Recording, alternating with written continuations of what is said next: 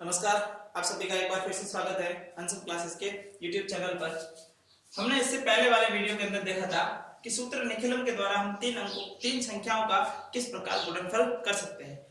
उस क्रिया विधि से हमने देखा था कि यदि तीनों ही संख्या समान हो जाती है तो उसे हम क्या बोलते हैं, घनफल बोलते हैं। और हमने आधार विधि पढ़ी थी, तो आधार विधि से घनफल किस प्रकार निकाला जा सकता है। तो सूत्र हमारे पास में यह निकल के आया था कि यदि किसी संख्या का हमें घनफल ज्ञात करना है, यानी कि उसका 3 बार स्वयं से गुना होना है, तो क्या होगा, संख्या के साथ में ये 2 गुना उसका विचलन जो है उसको हम जोड़ देंगे। विचलन किस प्रकार ज्ञात किया जाता है, जब संख्या में से आधार को घटा दिया जाता है। और दूसरे खंड के अंदर क्या किया जाता है, 3 गुना विचलन का वर्ग किया जाता है। और तृतीय खंड के अंदर विचलन का घनफल जो है वो रखा जाता है। यदि हम उदाहरण ले लेते हैं, यहाँ उदाहरण के लिए मैं ले लेता हूँ, उदाहरण के लिए हम ले लेते हैं 904 का मुझे घनफल ज्ञात करना है। 904 का मुझे घनफल ज्ञात करना है।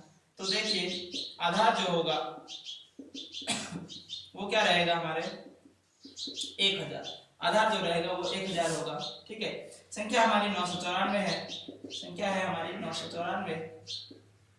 ठीक है, विचलन जो होगा वो क्या होता है, संख्या में से जब हम आधार को घटा देते हैं तो हमारे पास में क्या जाता है, विचलन आ जाता है। यानी कि यहाँ आ रहा है माइनस का 006। ठीक है, अब जो क्रियाविधि है वो हम अपनाते हैं। क्या था हमारे पास में सूत्र है, तो जब आप हल कर रहे हो बोर्ड के कुछ प्रश्न के अंदर तो आप यहाँ सूत्र लिखेंगे। ठीक है, मेरा सूत्र यहाँ लिखा हुआ है इसलिए मैं नहीं लिख रहा हूँ, लेकिन आपको सूत्र लिखना है कि सूत्र निखिलम से घनफल, या सूत्र इस प्रकार लिख करके वैदिक सूत्र से घनफल। ठीक है, इस प्रकार लिखेंगे। अब देखिए 994 का जब हम घनफल निकाल रहे हैं तो हमारे पास क्या है, संख्या यानी कि 994। फिर उसमें क्या किया जा रहा है, 2 गुना करके विचलन को जोड़ा जा रहा है, यानी कि माइनस का 6 जोड़ा जा रहा है। ठीक है, द्वितीय खंड में क्या हो रहा है, 3 गुना करके विचलन का जो वर्ग है उसको जोड़ा जा रहा है।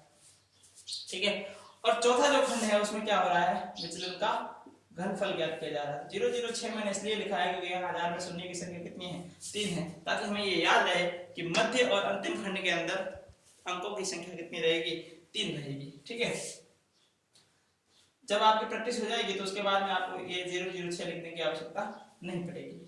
अब देखिए 994 का मुझे घनफल ज्ञात करना है। ठीक है, ये तो 994 ही रहेगा, माइनस जब ये होगा तो ये हो जाएगा 12।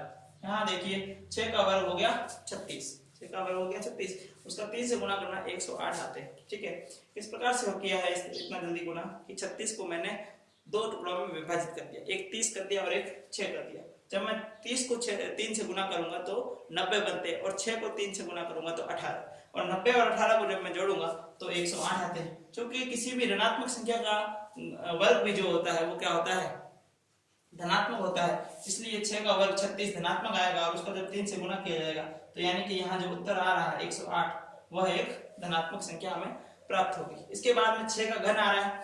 घन प्रश्नावली करने से पहले आपको कम से कम 10 तक के घन जो है वो याद होने चाहिए। यदि आपको 10 तक के घन याद नहीं है तो आप जो है इस प्रकार के प्रश्न में फिर यहाँ पर घन निकालने के लिए बैठ जाएंगे। देखिए 5 का घन जो होता है वो आपका 125 होता है, 6 का घन जो होता है वो आपका होता है 216। ठीक है, 6 36 हो गए।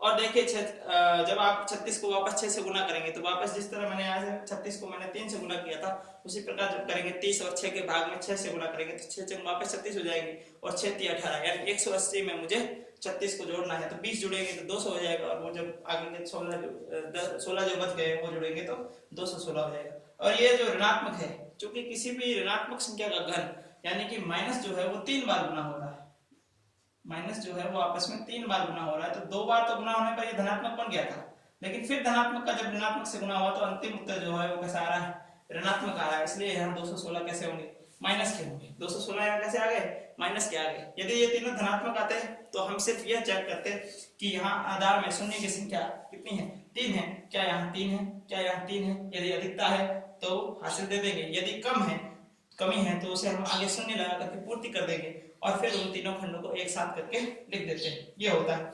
लेकिन यहाँ ऋणात्मक है तो हमें इसे धनात्मक में परिवर्तन करना पड़ेगा। तो हमने क्या कहा था कि उससे पूर्व वाले खंड से हम क्या करते हैं, एक उधार लेते हैं, और ये उधार जब उधर जाएगा तो यहाँ से एक इस खंड में आते हुए आधार के बराबर उसका मान हो जाता है, यानी इधर से 1 गया तो वो 1000 के बराबर होगा, 1000 के बराबर।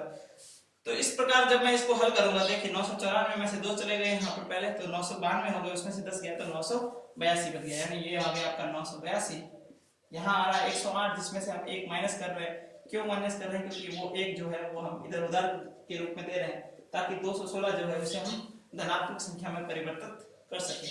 1000 में से 200 गए पीछे, 800 बच गए। 800 में से जब 16 जाएंगे तो 84 बचेंगे पीछे 700। ठीक है, ठीक है, तो 10 चले गए, 90 बच गए, उसमें से 6 और चले गए। तो यहाँ कितना बच गया? 107 बच गया। यहाँ बच गया हमारे द्वितीय खंड के अंदर 107 और प्रथम खंड के अंदर 982। अब जब इसका घनफल करेंगे हम, तो देखिए यहाँ और यहाँ दोनों के अंदर 3 संख्याएं आ गई। यहाँ जरूरी नहीं है 3 होना, 2, यहाँ 2 हो सकती है, 1 हो सकता है, यहाँ पर 4 भी हो सकती है, कोई फर्क नहीं पड़ता उससे, ना उससे हम पूर्ति करेंगे ना बात। मध्य और अंतिम खंड के अंदर हमें याद रखना है कि किसके बराबर होने चाहिए, जितने यहाँ शून्य है, 3 शून्य है, 3 संख्याएं दोनों में है, इसका मतलब इसका जो घन होगा 9 8 2 1 0 7 7 8 4, यानी कि ये 9 अंकों की संख्या जो होगी वो घन है किसका? 994 का। तो इस प्रकार से किसी भी संख्या का जो अपने आधार के निकटतम संख्या है उसका घनफल ज्ञात किया जा सकता है सूत्र निखिलम के द्वारा, आधार विधि। तो उसका सूत्र जो है वो सूत्र ये है, ये सूत्र आपको याद रखना है। यदि ये सूत्र आपको याद है तो आप आसानी से घनफल ज्ञात कर सकते हैं। इसके अतिरिक्त उपाधार विधि बची है, तो हम पहले 3 संख्याओं का गुणनफल उपाधार विधि से सीखेंगे और फिर उसी के आधार पर हम सूत्र उसका भी निकालेंगे, उस सूत्र का व्युत्पन्न करेंगे जो 3 संख्याओं का घनफल ज्ञात कर सकते हैं यदि संख्याएं जो है वो आधार के नजदीक ना होकर के उपाधार के नजदीकी संख्याएं हो।